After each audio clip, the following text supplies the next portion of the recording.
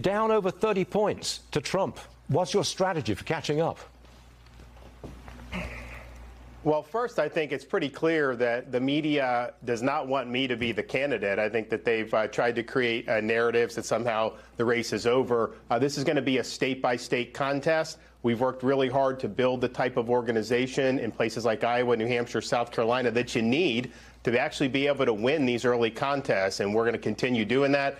We got a lot of work, but we've had very, very favorable response, and we're going to keep building off that momentum. At the end of the day, I think the fact that I'm the one that's targeted by the media, by the left, even by the president of Mexico, is because people know that I will beat Biden, and they know that I will actually deliver on all these issues and beat the Democrats at the border, beat them on things like ESG, beat them on things like crime, and they don't want to see that. And so we're going to keep telling the truth, and I think you're going to see good results. Not the media that has him down 30 points to Donald Trump in the polls. Florida Governor Ron DeSantis blaming the media, though, for those lagging poll numbers. That was during an interview on Fox Business News yesterday. Joining us now, Republican presidential candidate, former governor of the great state of New Jersey, Chris Christie. Governor, it's great to have you back on the show. Welcome. Good to see you, Willie. So a lot of people have been watching you operate, going after Donald Trump in a way that no one else has. They like what they hear, but they wonder, what is the path to the nomination?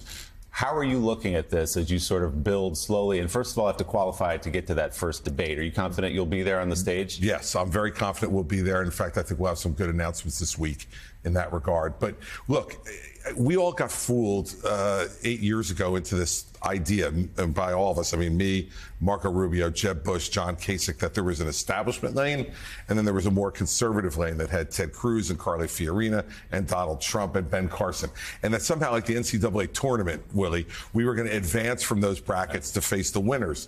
By the time we got done fighting with each other, Donald Trump had won the nomination. It was over. To me, there's only one lane, and Donald Trump's at the head of that lane. And if you want to win, you got to go through him. And so, I think all of the other folks in this race, some of whom I have great respect for, some less respect for, the fact is that if they think that just by standing there and ignoring Donald Trump, that they're going to beat him, I can tell them from experience 8 years ago, not going to happen. You have to beat the man to be the man, Willie. And he's the man who's ahead in the polls, and you need to take him on. And I think answers like, Governor DeSantis just gave on the clip you showed, by blaming other people for your inability to go after Donald Trump is not the way to win this nomination, in my view. So there is this belief that the more that comes at Donald Trump, just within the primary, the deeper his support gets, that his supporters buy what he says, which is this is a witch hunt, they're coming after me, Joe Biden has weaponized the Department of Justice, et cetera, et cetera.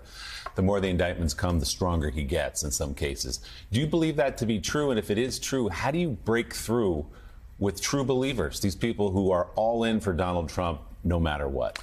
Look, first of all, I don't believe it's true because I think that everyone's looking for one silver bullet that will end his candidacy. And I don't think that exists. But I do think that there becomes a weight that he has to carry around. Like you saw this morning, the lead news that I saw this morning was his trial team asking for a trial to be delayed past the election. Well, if there's another indictment, let's say in Georgia, and if there's another indictment by DOJ, all those things are going to be going on at the same time this guy's trying to campaign for president. And I think there's a weight and a burden that he will carry that other people look at and say, now, with 4 indictments, can he actually beat Joe Biden? And I think that that's going to take some time, though. I had a very smart former elected official say to me a week ago, remember something, he's been at the front of Republican primary voter minds for 8 years. You're not going to get rid of that in 8 weeks. And so there's a matter of patience here, Willie. But here's what I think Republican voters deserve more than anything else. They deserve the truth. Certainly not going to get that from him. And they deserve results on the issues that they care about.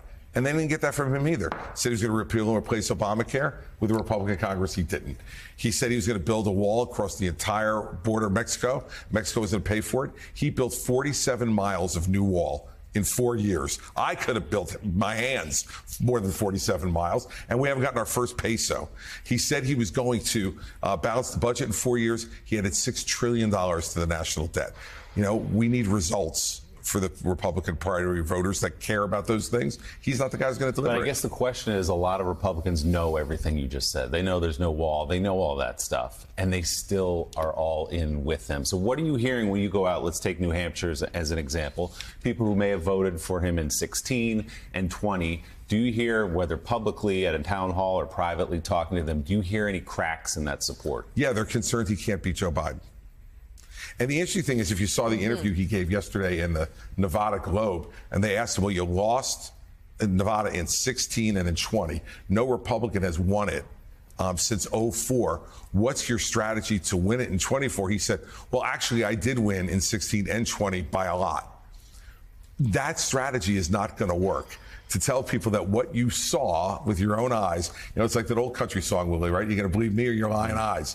And I think after a while, this act, and you see him at one of those rallies, it's getting old. But also remember something. He's never been attacked from inside the Republican Party in an effective way on the facts by someone who knows him and knows him well. And given that I prepared him for the debates in both 16 and in 20, he knows what he's in for, and he's not anxious to go and see that. Joe, as